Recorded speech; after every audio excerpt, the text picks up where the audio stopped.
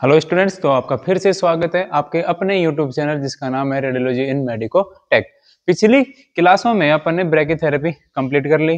Brachytherapy के बाद में अब अपन एक एमसीक्यू क्लास कर लेते हैं। ठीक है, एमसीक्यू जो कि एम्स के लिए, तो इसमें जो ये आज की क्लास जो होने वाली है इसमें जो प्रीवियस ईयर के एम्स के क्वेश्चन आ रखे हैं उन्हीं में से क्लास मैंने उठाई है। ठीक है, तो इसमें वही देखेंगे कि लास्ट ईयर या फिर जो पिछले कुछ सालों में जो एग्जाम हुए हैं रेडियोग्राफर के लिए उनमें से कौन से क्वेश्चन आ रखे हैं। तो आज की क्लास स्टार्ट करते हैं।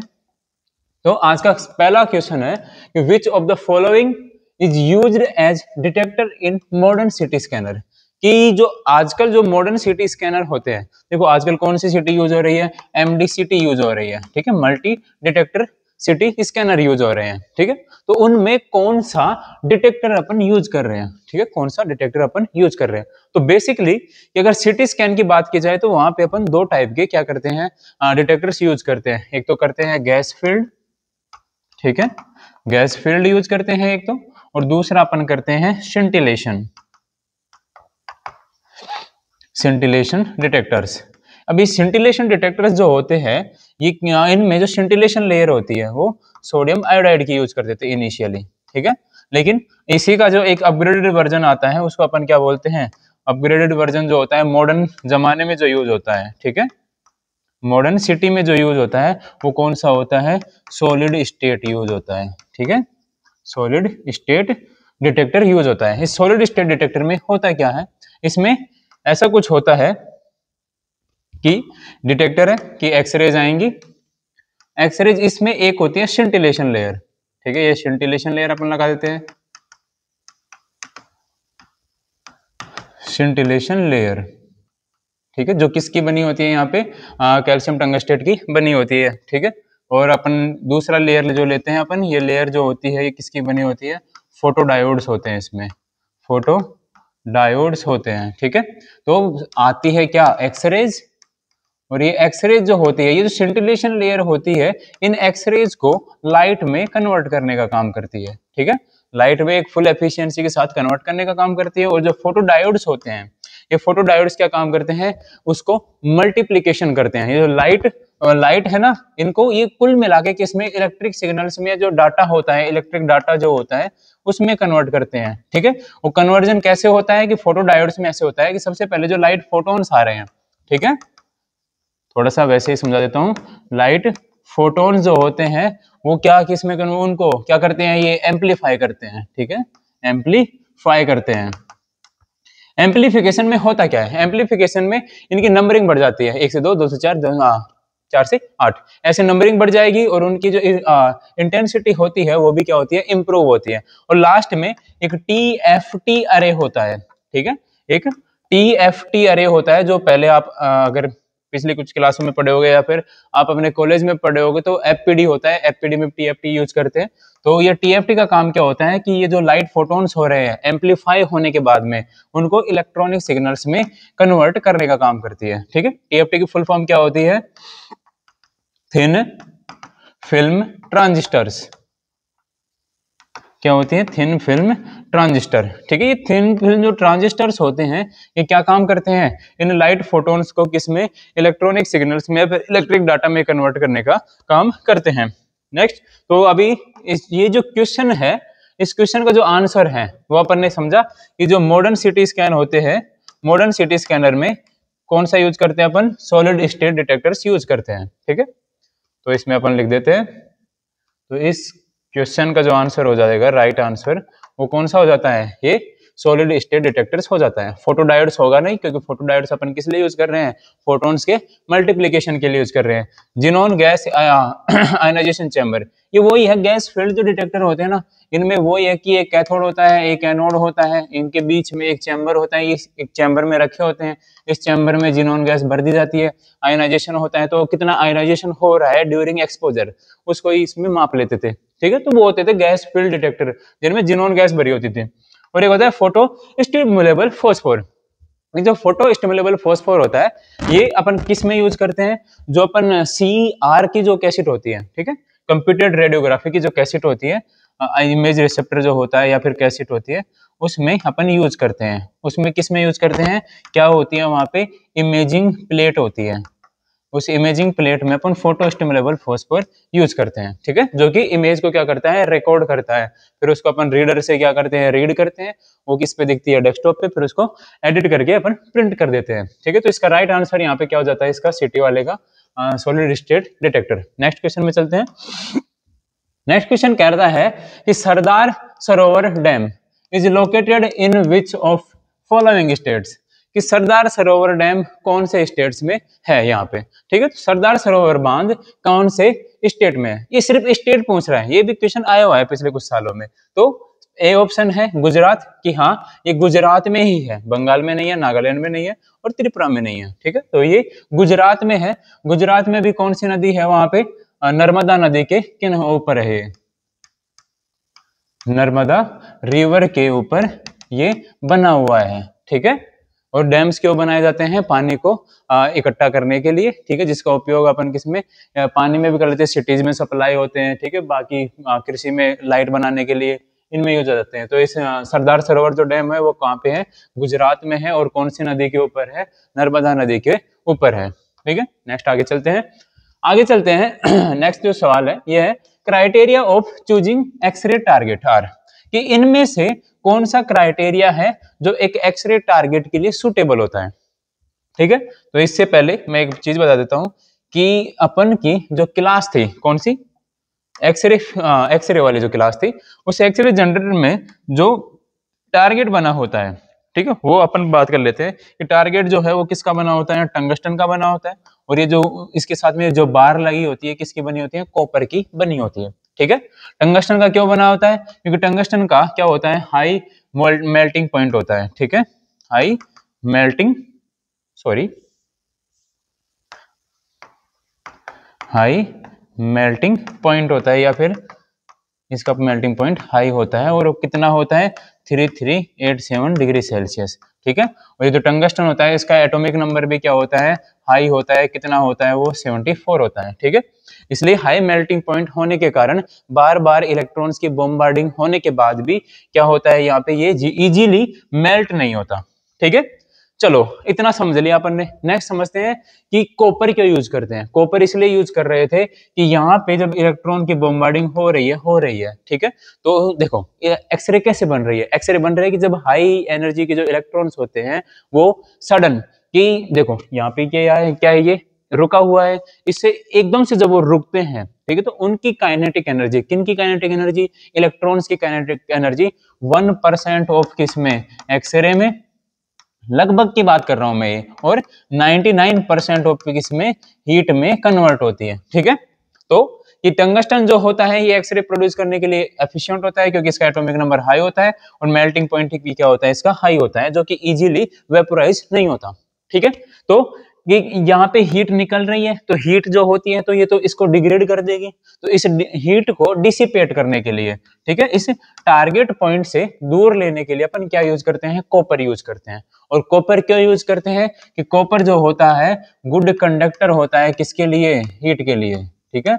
कॉपर जो होता है गुड कंडक्टर होता है हीट का, जिससे ये आसानी से, ये जो हीट होती है इसको आसानी से क्या कर देता है, डिसिपेट कर देता है, ठीक है, क्या कर देता है, डिसिपेट कर देता है, दूर की तरफ भगा देता है, जिससे एनोड जो होता है वो क्या हो जाएगा, ठंडा हो जाएगा। अगर ये ठंडा हो जाएगा तो इसकी जो लाइफ स्पान जो है वो लंबा बना रहेगा, ठीक है। अब आते हैं अपने क्वेश्चन के ऊपर कि टारगेट के लिए कौन सा क्राइटेरिया सबसे सही है। तो पहला है कि लो मेल्टिंग पॉइंट और गुड हीट कंडक्टिविटी। तो गुड हीट कंडक्टिविटी तो ठीक है, लेकिन अपन ने मेल्टिंग पॉइंट हाई बोला है अपन ने, ठीक है, अपने जो कॉन्सेप्ट है उसमें, तो ये गलत हो जाता है यहाँ पे। नेक्स्ट है कि low melting point and low heat conductivity, ये तो बिल्कुल ही गलत है कि हीट कंडक्टिविटी कम कर दिया इसने, ये भी कम कर दिया, तो ये भी नहीं लेंगे अपन, तो ये दोनों गलत हो जाएंगे, ठीक है। नेक्स्ट है कि हाई तो मेल्टिंग पॉइंट और गुड हीट कंडक्टिविटी, तो ये क्या होता है अपने पास बेस्ट होता है कि हाई मेल्टिंग पॉइंट किसका हो जाएगा, टंगस्टन का, और गुड हीट की कंडक्टिविटी किसके पास होती है, कॉपर के पास में। तो इसका जो राइट आंसर होता है वो कौन सा है, तो ऑप्शन नंबर 3 होता है, ठीक है।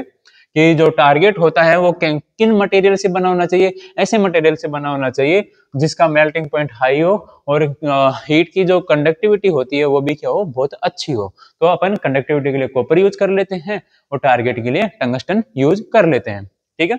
और हाई मेल्टिंग पॉइंट और बैड हीट कंडक्टिविटी ये भी क्या हो जाता है यहाँ पे गलत हो जाता है। नेक्स्ट आगे बढ़ते हैं। आगे जो अपना सवाल है वो कह रहा है कि विच स्टेट ऑफ इंडिया, कि इंडिया का कौन सा स्टेट है जो कि शेयर करता है the smallest border with the China, ठीक है। कि भारत का कौन सा स्टेट है जो चाइना के साथ में सबसे छोटा बॉर्डर शेयर करता है, या फिर सबसे छोटी बॉर्डर लाइन किसकी है। तो सबसे पहले था उत्तराखंड, नहीं है, उत्तराखंड की इतनी छोटी नहीं है, तो इसका राइट आंसर जो होता है वो सिक्किम होता है, ठीक है।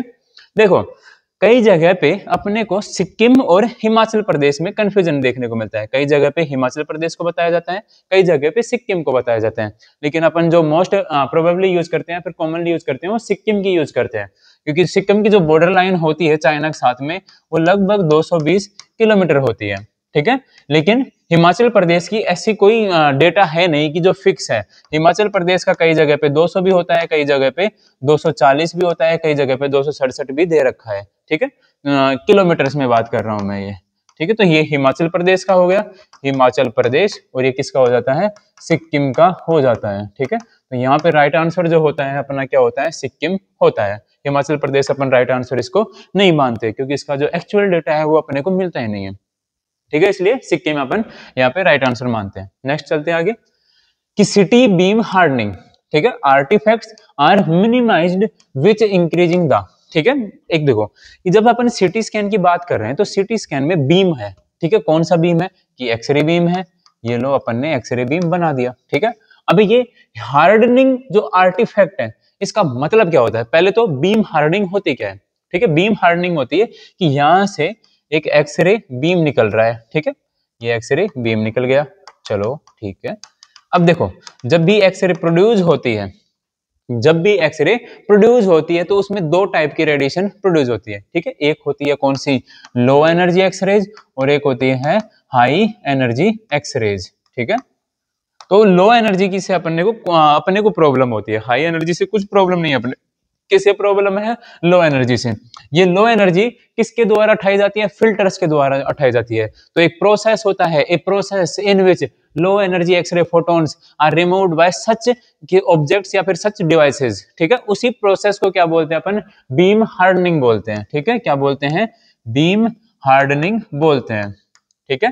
कि एक्सरे का जो बीम है उसमें से लो एनर्जी एक्सरे फोटॉन्स को निकाल दो और क्या बन जाएंगे, हाई एनर्जी फोटॉन्स बन जाएंगे। अगर ये रह जाते हैं तो कौन सा आर्टिफैक्ट क्रिएट करते हैं, बीम हार्डनिंग आर्टिफैक्ट क्रिएट करते हैं। कहां पे क्रिएट करते हैं, इमेज में क्रिएट करते हैं, ठीक है। किसमें क्रिएट करते हैं, इमेज में क्रिएट करते हैं। या फिर एक तरीके से ऐसे मान लो मैं कि मान लो कि अपन चेस्ट की सीटी स्कैन कर रहे हैं, ठीक है, उसमें अपन ने बीम हार्डनिंग कर दी, ठीक है। जब देखो फिल्टर जब भी यूज करते हैं तब क्या होता है कि जो एक्सरे की जो क्वांटिटी होती है, ठीक है, एक्सरे की जो क्वांटिटी होती है वो क्या होगी, रिड्यूस होगी। एक्सरे की क्वांटिटी रिड्यूस होगी, अगर चेस्ट को जितने एक्सरे फोटोन चाहिए उतने मिलेंगे नहीं तो इमेज क्या होगी, डल होगी। उस आर्टिफैक्ट को भी क्या बोलेंगे, बीम हार्डनिंग आर्टिफैक्ट ही बोलेंगे, जिससे इमेज क्या होती है, ब्लर इमेज बनती है, थोड़ी थोड़ी नॉइस इमेज बनती है, फोगीनेस उसमें आने लगती है, ठीक है। उसको क्या बोलते हैं, बीम हार्डनिंग आर्टिफैक्ट बोलते हैं। अब इसको कम कैसे करेंगे, कम ऐसे करेंगे कि देखो सबसे जो मुद्दे वाली जो बात है वो क्या है कि जब इस बीम हार्डनिंग कर रहे हैं तो लो एनर्जी की फोटोन अठे तो क्या हुई, क्वांटिटी में कम हुआ, क्वांटिटी कम हुई तो क्वांटिटी को ही बढ़ा दो। किसको बढ़ा दो, क्वांटिटी को ही बढ़ा दो। तो अब आते हैं इसके ऊपर कि मैट्रिक्स साइज को इंक्रीज कर देंगे तो हो जाएगा, नहीं बिल्कुल नहीं होगा, ठीक है। ट्यूब वोल्टेज बढ़ाएंगे तो क्या होगा कि क्वांटिटी और क्वालिटी दोनों बढ़ जाएगी, ठीक है। जब ट्यूब वोल्टेज बढ़ाएंगे तो उससे क्या हो जाएगा,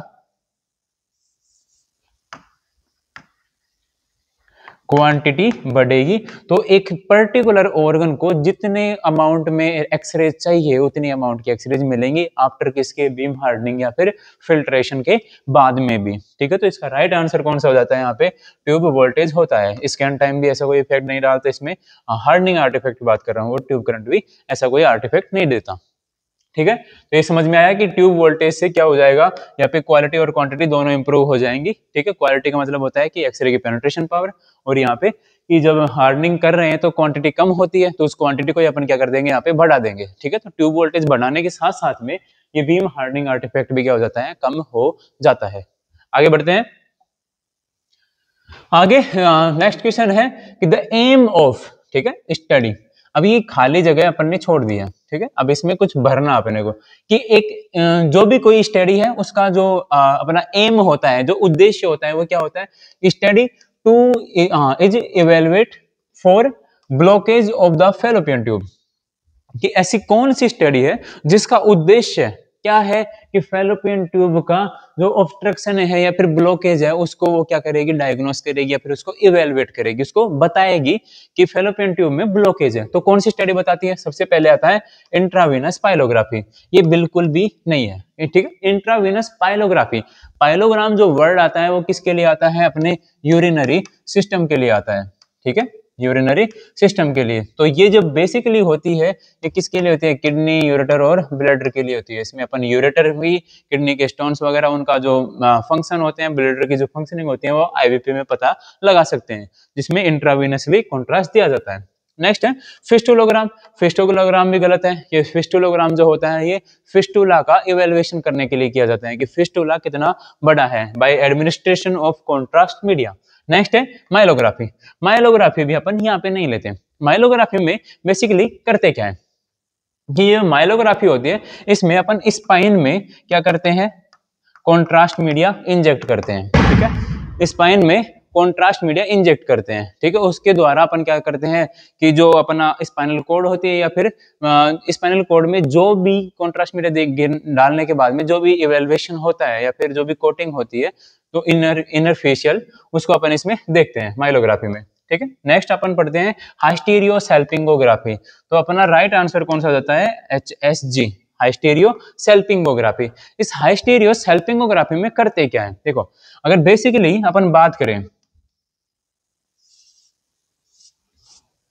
तो फीमेल में ऐसे मानते हैं, चलो सीधी सी बात बता देता हूं कि फीमेल में जो सर्विक्स होती है, सर्विक्स से अपन एक निडल डालते हैं या फिर कैनुला डालते हैं। उस कैनुला से अपन क्या करते हैं, कॉन्ट्रास्ट मीडिया इंजेक्ट करते हैं। वो कॉन्ट्रास्ट मीडिया पहले सर्विक्स में भरता है, फिर बाद में दोनों जो फैलोपियन ट्यूब्स होती हैं उनमें वो भर जाता है। ठीक है, उनमें वो भर जाता है। तो फैलोपियन ट्यूब से पहले वो सर्विक्स में भरेगा, फिर यहाँ से हो जाएगा। अगर ऑब्स्ट्रक्शन है तो वो आगे नहीं जाएगा।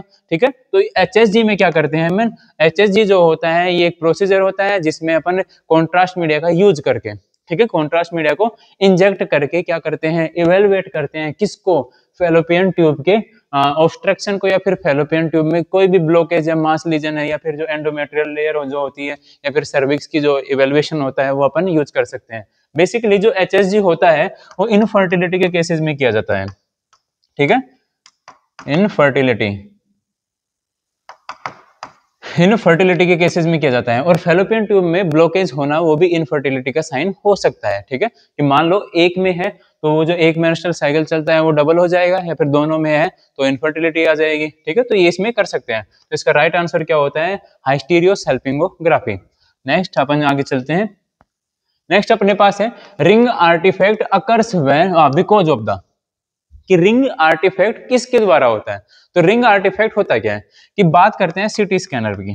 ठीक है, ये सिटी स्कैन का आर्टिफैक्ट होता है, सिटी के स्कैन में रिंग आर्टिफैक्ट का होना। ठीक है, रिंग आर्टिफैक्ट का होना, इसमें होता क्या है कि मान लो कोई सिटी स्कैन की इमेज है, उसमें छोटी छोटी सी अपने पास रिंग्स अपने को दिखने लग जाती है। ठीक है, डार्कन भी हो सकती है, फिर ब्राइटर भी हो सकती है। ये होती क्यों है, ये बेसिकली जब अपना जो अरे होता है, कौन सा अरे, डिटेक्टर्स का जो अरे होता है MD सिटी में या फिर और सिटीज में जो डिटेक्टर्स होते हैं, अगर उनमें कोई ग्लिच आता है या फिर उनमें कोई फॉल्ट होता है, ठीक है, देखो एक जो परफेक्ट जो इमेजिंग होती है वो मशीन के ऊपर डिपेंड करती है, और एक जो रेडियोग्राफर होता है या फिर सिटी स्कैन टेक्नीशियन होता है उसकी टेक्निक्स के ऊपर क्या रहती है, डिपेंड रहती है। ठीक है, तो टेक्नीशियन का ये धर्म होता है कि जब वो इन्वेस्टिगेशन कर रहा है कोई भी, ठीक है, उनके साथ साथ में वो मशीन का भी क्या करे, मेंटेनेंस करे। और उस मशीन के मेंटेनेंस में मशीन का क्या आता है, कैलिब्रेशन आता है। ठीक है, मशीन का क्या आता है, कैलिब्रेशन। इस कैलिब्रेशन के दौरान होता क्या है कि मशीन को अपन रोज या फिर एक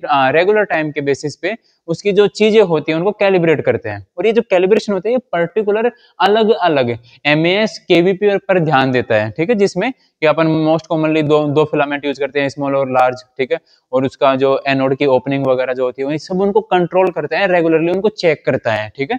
तो जब अपन कैलिब्रेशन नहीं करेंगे, ठीक है, डिटेक्टर्स का भी कैलिब्रेशन नहीं करते हैं तो क्या होते हैं, फॉल्टी होने लगते हैं या फिर उनमें ग्लिच आने लगते हैं। उसी ग्लिच के कारण, उसी फॉल्ट के कारण रिंग आर्टिफैक्ट बनते हैं, ठीक है। तो अपन दोबारा आते हैं कि रिंग आर्टिफैक्ट क्यों बनते हैं, क्यों बनते हैं कि फॉल्टी कॉइल इन एमआरआई स्कैनर की तो बात ही नहीं कर रहे अपन, ठीक है। पेशेंट मूवमेंट ड्यूरिंग फ्लोरोस्कोपी की तो बात ही नहीं कर रहे अपन, ठीक है। Faulty detector in the city scanner, तो अपना राइट आंसर जो होता है वो क्या हो जाता है, सी हो जाता है, ठीक है। Faulty probe used in the ultrasound imaging, ये भी गलत आंसर हो जाता है। तो सिटी स्कैनर की बात कर रहे हैं अपन कुल मिला के, ठीक है। और इसको जो सॉल्यूशन होता है इसका वो होता है कैलिब्रेशन ऑफ या फिर रेगुलर बेसिस के ऊपर सिटी स्कैन मशीन का या फिर डिटेक्टर्स का कैलिब्रेशन करते रहना। जैसे फैंटम कैलिब्रेशन होता है, वाटर कैलिब्रेशन होता है, एयर कैलिब्रेशन होता है, एंगल कैलिब्रेशन होता है, तो अपन करते रहते हैं उनको बार बार में। अगर और कि रेगुलर बेसिस के ऊपर कि मान लो अपने पास आज दिन में कि सुबह आए, सुबह 2 पेशेंट किए, उसके बाद में कोई पेशेंट आ रहा है कितने बजे, 4 बजे, तब तक क्या है कि जो ट्यूब होती है वो क्या हो जाती है, ठंडी हो जाती है, ठीक है। तो ट्यूब कूल हो जाती है, तो उसको अपन एक बार क्या करते हैं, ट्यूब वार्म अप करते हैं, ठीक है, क्या करते हैं, ट्यूब वार्म अप करते हैं। कई लोग क्या होते हैं इसको सीधे ही चला देते हैं, पेशेंट को लिटाया और चला दिया। उसमें क्या होता है, वो ही होता है कि जो ये फॉल्टी जो डिटेक्टर्स होते हैं या फिर जो कुछ इलेक्ट्रॉन जो होते हैं वो कम किसके हो सकते हैं, एनर्जी के प्रोड्यूस हो सकते हैं, ठीक है, क्योंकि एकदम से वोल्टेज का सैचुरेशन जो होता है एकदम से फास्ट होता है, वहां पे एकदम से सप्लाई होती है। नेक्स्ट आगे चलते हैं। अगला जो सवाल अपना वो है, what was the scan format in the second generation of city scanner. कि सेकंड जनरेशन में फॉर्मेट कौन सा है किसका। अब ये जो फॉर्मेट पूछ रहा है ये बेसिकली ट्यूब मूवमेंट का पूछ रहा है, ठीक है, ट्यूब मूवमेंट का पूछ रहा है और डिटेक्टर का पूछ रहा है, डिटेक्टर का पूछ रहा है,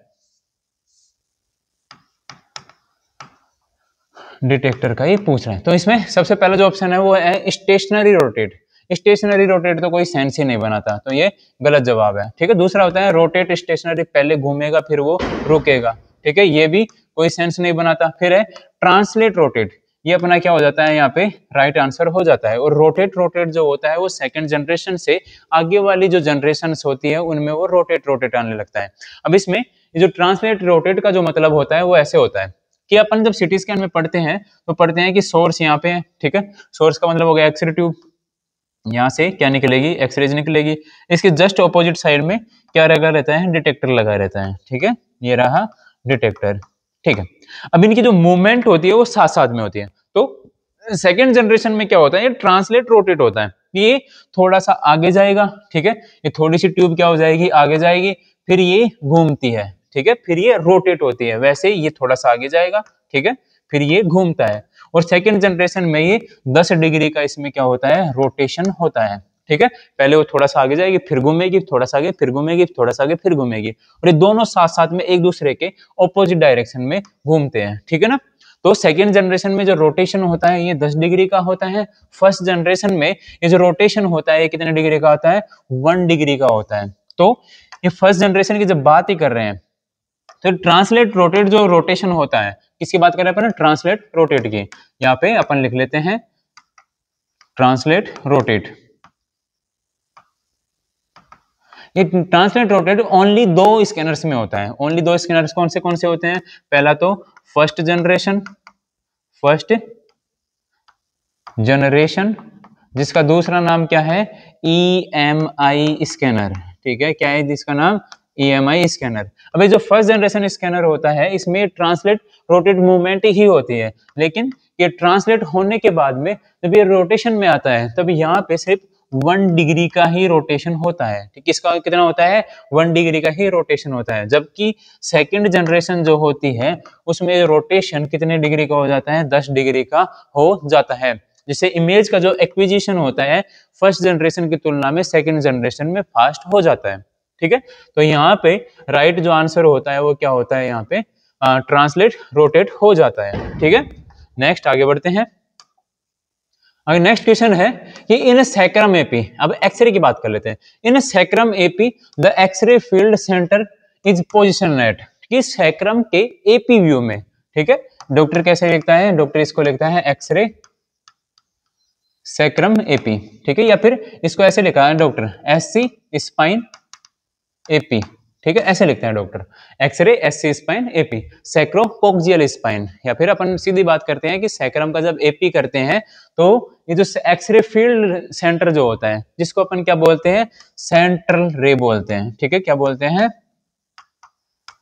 सेंट्रल रे बोलते हैं। अरे सेंट्रल रे का मतलब होता है कि जब अपन एक्सरे ट्यूब को ऑन करते हैं, उसकी लाइट जलाते हैं, तो वहां पे ऐसा कुछ फील्ड दिखता है, ठीक है, जो बीच का पॉइंट होता है इसी को अपन क्या बोलते हैं, एक्सरे फील्ड का सेंटर बोलते हैं, ठीक है, इसी को कोलिमेशन का सेंटर बोला जाता है, तो इसी को क्या बोलते हैं अपन, सेंट्रल रे बोलते हैं, ठीक है।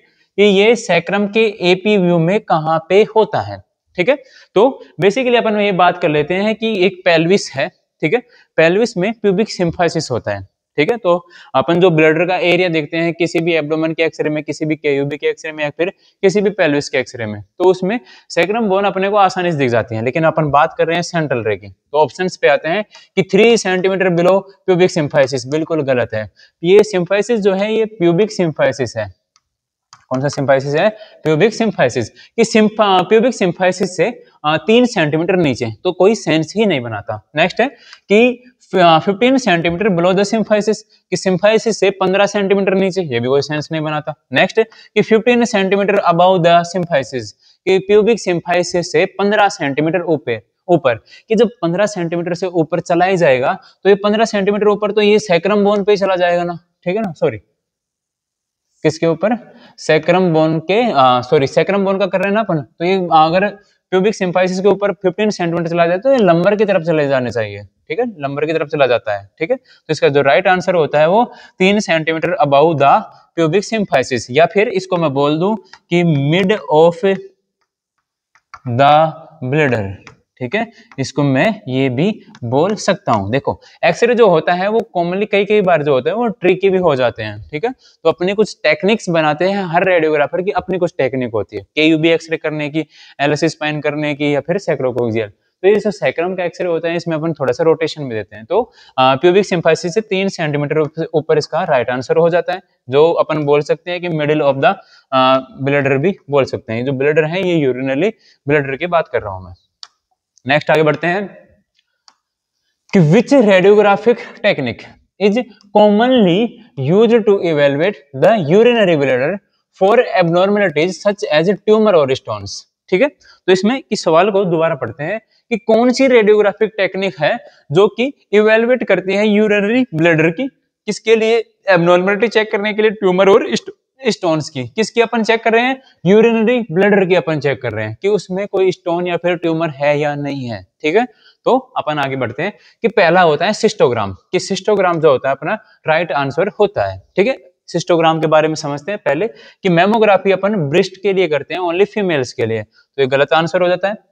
वेनोग्राफी में अपन किसकी इमेजिंग करते हैं, वेन्स की इमेजिंग करते हैं, तो ये भी राइट गलत आंसर हो जाता है, ठीक है। फिर कहता है कि आर्टेरियोग्राफी, आर्टेरियोग्राफी में वही कि आर्टरीज की अपन इमेजिंग करते हैं, जिसको अपन क्या बोलते हैं, एंजियोग्राफी भी बोलते हैं, ठीक है। अभी जो एंजियोग्राफी जो होती है एमआरआई मशीन पे एमआरआई एंजियोग्राफी होती है, सीटी स्कैन के ऊपर सीटी एंजियोग्राफी होती है, और एक होती है कैथेटराइजेशन एंजियोग्राफी जो किसमें होती है, कैथ लैब में होती है। अब सीधा बात करते हैं सिस्टोग्राफी, कि मैंने सिस्टोग्राफी क्यों बोला यूरिनरी ब्लैडर के लिए, तो बेसिकली यूरिनरी जो सिस्टम होता है अपना, उसके लिए अपन मोस्ट कॉमनली 4 इन्वेस्टिगेशन लेते हैं। तो 4 में सबसे पहले होती है आईवीपी, ठीक है, एक होती है आरजीयू, एक होती है आरजीपी, और एक होती है एमसीयू। अब समझ में आ गया कि सिस्टोग्राफी कौन सी होगी, ये सिस्टोग्राफी, हाँ ये 4 नंबर की एमसीयू ही होती है, ठीक है। आईवीपी जो होती है इसमें कंबाइंड सिस्टम होता है कि कॉन्ट्रास्ट जो होता है किसमें जाएगा, इंट्रावीनसली जाएगा, जिसमें अपन किडनी को भी देखते हैं, यूरेटर को भी देखते हैं और ब्लैडर को भी देखते हैं, ठीक है। आईवीपी में टाइम के हिसाब से इमेजिंग अपन कैप्चर करते हैं इमेजेस। आरजीयू में क्या होता है, रेट्रोग्रेड यूरेथ्रोग्राफी, रेट्रोग्रेड यूरेथ्रोग्राफी, कि जैसे एचएसजी जो होता है ओनली फीमेल्स में होता है, आरजीयू ओनली मेल्स में होगा, ठीक है। इसमें ओनली यूरेथ्रा की इमेजिंग करते हैं, ठीक है, यूरिथ्रा का इवेल्युएशन करते हैं कि उसमें कोई ऑब्स्ट्रक्शन, कोई मास लीजन वगैरह, स्टेनोसिस वगैरह कुछ तो नहीं है, ठीक है। एक होता है आरजीपी। आरजीपी में रेट्रोग्रेड पाइलोग्राफी। रेट्रोग्रेड पाइलोग्राफी में करते क्या है, रेट्रोग्रेड पाइलोग्राफी में अपन कॉन्ट्रास्ट फिल करते हैं, और ये कॉन्ट्रास्ट अपन यूरिथ्रा से ही डालते हैं कैथेटर तो, लेकिन कॉन्ट्रास्ट तब तक भरते हैं कि जब तक वो किस में यूरेटर तक भर जाए, ऊपर तक, लेकिन किडनी को टच नहीं करते अपन, किडनी को छूते भी नहीं है, तो रीनल पेल्विस तक कॉन्ट्रास्ट भर देते हैं, ठीक है। तो इसमें अपन मोस्टली यूरेटर के लिए करते हैं, जिसमें अपन कॉन्ट्रास्ट नीचे से भरते हैं, मतलब यूरेथ्रा से भरते हैं कि पहले ब्लडर भरो फिर बाद में वो भरो, ठीक है। तो यूरेटर और bladder. Next MCU, micturating cystourethrography. आ गया नाम याद कि सिस्टोग्राफी कि मिक्चुरेटिंग सिस्टोयूरेथ्रोग्राफी। इसी में अपन क्या करते हैं, इवेल्युएशन ऑफ ब्लैडर करते हैं, ठीक है। एमसीयू में बेसिकली करते क्या है, एक कैथेटर लेते हैं। अब ये कैथेटर जो होता है अपन बेसिकली फोलेज कैथेटर यूज करते हैं। फोलेज कैथेटर के यूज करते हैं कि फोलेज कैथेटर की जो टिप होती है वहां पे एक बलून होता है जिसको अपन फील कर देते हैं, जो कि टाइटनेस बना देता है पाथवे के ऊपर, यूरेथ्रा के पाथवे के ऊपर, जिससे कॉन्ट्रास्ट जो होता है वो बैकफ्लो नहीं मारता, ठीक है। तो एमसीयू में अपन एक सॉल्यूशन बनाते हैं कॉन्ट्रास्ट और एनएस का, जिसका जो रेशियो होता है वो 1:3 होता है, ठीक है। कि अगर अपन 10 ml कॉन्ट्रास्ट लेते हैं, कॉन्ट्रास्ट में ले लेते हैं, तो उसमें क्या करेंगे 30 ml नॉर्मल सलाइन इंक्लूड करते हैं, ठीक है। इसका टोटल अपन 450 से 500 ml का अपन क्या बनाते हैं, एक सॉल्यूशन बनाते हैं, उसको कैथेटर के द्वारा ब्लडर में भर दिया जाता है, ठीक है। फिर बाद में वो कैथेटर को निकालते हैं और पेशेंट को on the table X ray field के नीचे ही या फिर एक्सरे में ही क्या करते हैं, यूरिनेट करवाते हैं, यूरिनेशन करवाते हैं, जिसको वॉइडिंग फेज बोलते हैं। तो एमसीयू में मेनली होती है कि जब कॉन्ट्रास्ट फुल भर देते हैं, एक तो होती है कि प्री कॉन्ट्रास्ट इमेज, जिसमें कि जो स्काउट इमेज बनती है, एक होती है कि कॉन्ट्रास्ट भर दिया उसके बाद में वो कौन सी हो जाती है इमेज, कि पोस्ट कॉन्ट्रास्ट इमेज या फिर ब्लडर फुल इमेज, ठीक है, जिसको प्री वॉइड भी बोलते हैं। एक होती है कि यूरिनेशन करने के फेज, उसको क्या बोलते हैं, वॉइडिंग फेज बोलते हैं। और फिर जब वॉइडिंग फेज अपनी सही आ जाती है तो पेशेंट को बोलते हैं कि बाहर जाके अच्छी तरह से यूरिनेट करके आओ, ठीक है। उसके बाद में अपन क्या करते हैं, पोस्ट वॉइड इमेज भी लेते हैं, ठीक है। तो यहाँ पे राइट आंसर क्या हो जाता है, सिस्टोग्राफी हो जाता है, जिसमें अपन यूरिनरी ब्लडर का क्या करते हैं, इवेल्युएशन करते हैं। क्यों करते हैं, क्योंकि वहां पे कोई ट्यूमर है, स्टोन्स है, कोई मास बढ़ रहा है, ठीक है, या फिर जो यूरेथ्रा की जो ओपनिंग होती है ब्लडर में वहां पे कोई स्टेनोसिस वगैरह तो नहीं है, या फिर कोई भी एबनॉर्मेलिटीज जो कि उसके टेक्सचर को और इनको क्या कर रही है, बढ़ावा दे रही है, या फिर कुछ भी हो रहा है वहां पे। तो किस में करते हैं अपन, वो एमसीयू करते हैं इसके लिए, एमसीयू मिक्चुरेटिंग सिस्टोयूरेथ्रोग्राफी। नेक्स्ट आगे बढ़ते हैं कि व्हाट डज डायकॉम स्टैंड फॉर, कि डायकॉम स्टैंड किसके लिए करता है, कि डायकॉम की फुल फॉर्म क्या होती है। कि डायकॉम की फुल फॉर्म पहले आते हैं कि digital image and communication in medicine, ठीक है। पेपर सारी चीजें पढ़ लो, digital imaging and communications in medicine, ठीक है।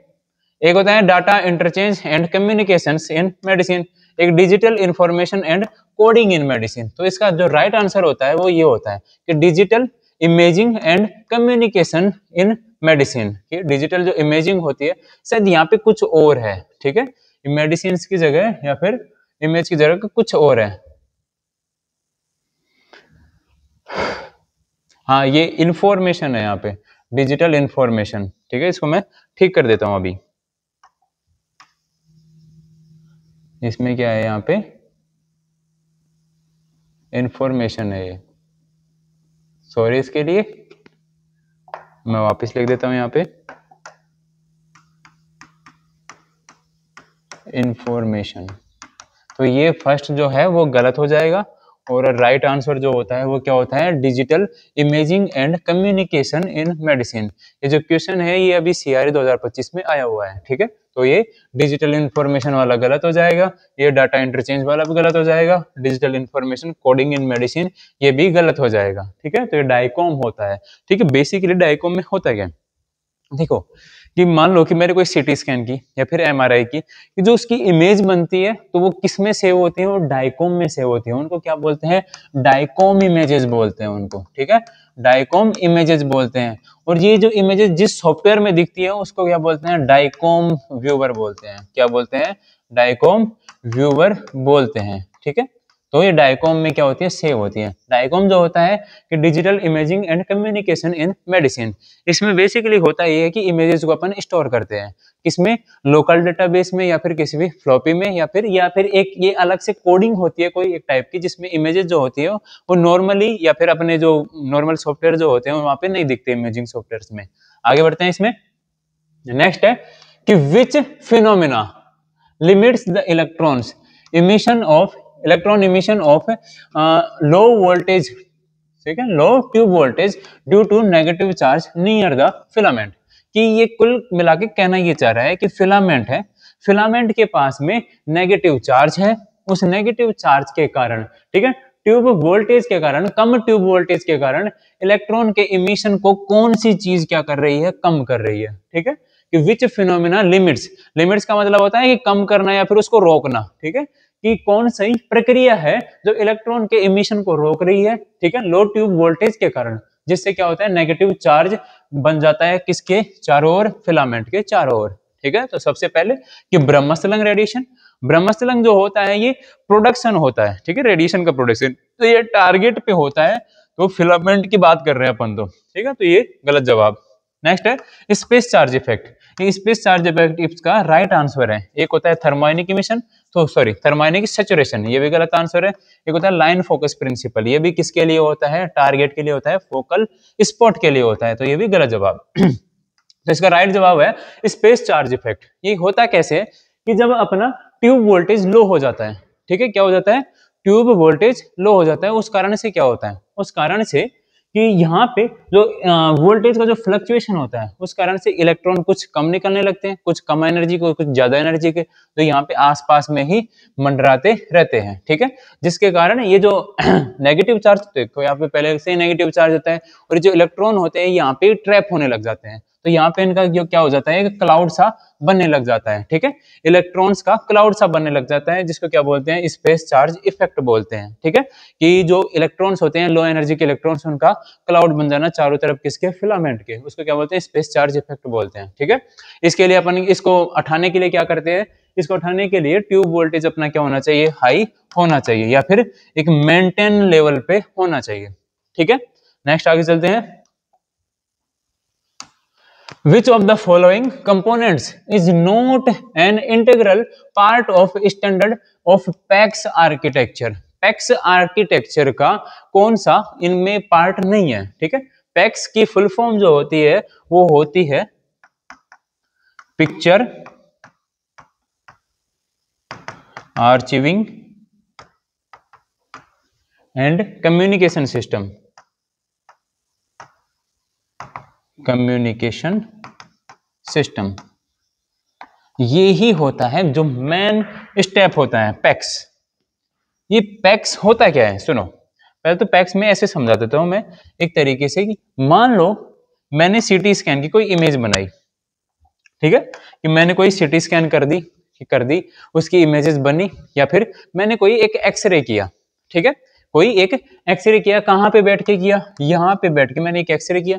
ठीक है, पैक्स एक ऐसा सिस्टम होता है कि मान लो कि अपना ये डिपार्टमेंट है, ठीक है, ये अपना डिपार्टमेंट में, इसमें ये एक्सरे रूम रहा, ये सीटी स्कैन का रूम रहा, ये एमआरआई का रूम रहा, ये अपना हो जाएगा क्या, रिसेप्शन एरिया, ये रिसेप्शन का कंप्यूटर हो गया। ठीक है, फिर इसको कर दोगे कि कैसे में हॉस्पिटल में कन्वर्ट, ठीक है, बाकी डिपार्टमेंट्स ये रहे, ये रहे, ये रहे, ये रहे, ये कार्डियोलॉजी हो गया, न्यूरोलॉजी होगा, जो भी है वो सारे ऑर्थोलॉजी के सारे हो गए। ठीक है, अब कि पैक्स एक ऐसा सिस्टम है जो कि अलाउ करता है किसको, पिक्चर्स को एक स्टेशन से सारे स्टेशन में भेजने को। ठीक है, पैक्स क्या करता है, अलाउ करता है, या फिर पैक्स जो होता है एक ऐसा सिस्टम होता है, या फिर ऐसा नेटवर्क सिस्टम होता है जिसमें कि एक इमेज जो होती है वो मल्टीपल सिस्टम्स में एक साथ क्या हो सकती है, अलाउ की जा सकती है, या फिर उनको अपन वहां पे देख सकते हैं। ठीक है, तो कि मान लो मैंने एक इमेज यहाँ पे ली, तो पैक्स में जो होते हैं वो मेनली दो तरीके के नेटवर्क होते हैं, एक होता है लैन और एक होता है वैन। ठीक है, लोकल एरिया नेटवर्क और वाइड एरिया नेटवर्क। कि लोकल एरिया नेटवर्क में तो अपने डिपार्टमेंट तक की ही बात सीमित रहेगी, कि डिपार्टमेंट तक की ही बात सीमित रहेगी, कि मतलब कि एक्सरे इमेज ली, जो सिटी स्कैन वाले सिस्टम में दिख जाएगी, इसमें सिस्टम में दिख जाएगी, इसमें दिख जाएगी। ठीक है, और जबकि बात करते हैं वाइड एरिया नेटवर्क की, जिसमें अपन पूरे हॉस्पिटल के जितने भी सिस्टम्स है उनको क्या कर सकते हैं, कनेक्ट कर सकते हैं। ठीक है, पैक्स का एक सेंट्रल सर्वर होता है जो कि अलग होता है, जहाँ पे पूरा डाटा क्या होता है, स्टोर होता है। और ये जो पैक्स होता है ये इमेजेस को किस में स्टोर करता है, डाइकॉम में स्टोर करता है। ठीक है, डाइकॉम व्यूवर की तरह स्टोर करता है। ठीक है, तो अपन आते हैं इस क्या क्या होता है इसमें, कि इसमें से कौन सा पार्ट नहीं है पैक्स का। तो सबसे पहले आता है एक्विजिशन डिवाइसेज। इमेज किससे बना रहे हो, इमेज किससे बना रहे हो, मैंने बताया ना कि इमेज ली मैंने, तो इमेज किससे बना रहे हो, या तो एक्सरे मशीन से बनाओगे, ठीक है, सीटी यूज कर रहे हो, एमआरआई यूज कर रहे हो, यूएसजी की मशीन से भी चलो बना लेते हैं। ठीक है, फिर आता है कि इमेज तो इससे बना रहे हैं ना, तो जब इमेज ही नहीं बनेगी तो पैक्स कैसे करेंगे, तो इमेज मशीन भी आएगी, यहाँ पे मॉडलिटीज भी आती है। फिर कि archive and database service server, कि जो डेटाबेस सर्वर है उसको क्या करेगा, स्टोर करेगा, फिर बाद में ही तो सबको देगा ना। कि मान लो कि मैंने क्या किया, एक एक्सरे की इमेज ली, उसको डेटाबेस सेंट्रल सर्वर को भेज दिया मैंने, ठीक है, वो स्टोर करेगा, फिर बाद में तो सबको भेजिएगा ना वो उसको प्रोसेस करके। तो ये भी क्या होता है, इसका पार्ट होता है, इंटीग्रल पार्ट होता है। फिर आता है diagnostic viewing work station. Diagnostic viewing work station, कि मान लो कि मैंने एक्सरे की इमेज बनाई, कि डॉक्टर साहब हमारे पास है ही नहीं, डॉक्टर साहब दूसरे उसमें बैठे हैं चैम्बर में, तो वो डॉक्टर के पास डायरेक्ट दिख जाएगी। तो ये भी क्या होता है, इसी का पार्ट होता है। पार्ट कौन सा नहीं होता, लेबोरेटरी एनालाइजर सिस्टम। की पहली बात तो है कि जो लेबोरेटरी एनालाइजर सिस्टम होता है ये अपना पार्ट ही नहीं होता, ये डायग्नोसिस जो अपना इमेजिंग डायग्नोसिस होता है उसका पार्ट ही नहीं होता। इसलिए ये क्या हो जाता है, यहाँ पे राइट आंसर हो जाता है। क्यों हो जाता है राइट आंसर, क्यों पूछा ही ये गया है कि पैक्स का पार्ट नहीं है, दिए गए ऑप्शंस में से कौन सा पैक्स का पार्ट नहीं है। ठीक है, तो उसका राइट आंसर कौन सा हो जाता है, लेबोरेटरी एनालाइजर सिस्टम। की लेबोरेटरी में जो एनालाइजिंग सिस्टम्स होते हैं अलग अलग, वो अपने पार्ट नहीं होते, रेडियोलॉजी के पार्ट होते ही नहीं है। फिर आगे आगे बस इतना ही, आज के लिए इतना ही। उम्मीद करता हूं कि आपको ये क्लास समझ में आएंगी, सारे क्वेश्चन समझ में आए होंगे। और ऐसे ही चैनल को फॉलो कीजिएगा, सब्सक्राइब कीजिएगा और शेयर भी कीजिएगा अपने दोस्तों को जो कि डीआरटी कर रहे हैं, बीआरटी कर रहे हैं। धीरे धीरे इस चैनल पे जो भी अपना एक कोर्स होता है, ठीक है, बाकी कोचिंग वाले जो उसको पेड कर रखे हैं वो सारा यहाँ पे यूट्यूब पे अवेलेबल करवा दिया जाएगा धीरे धीरे। ठीक है, तो बने रहिएगा और धन्यवाद आपका, थैंक यू।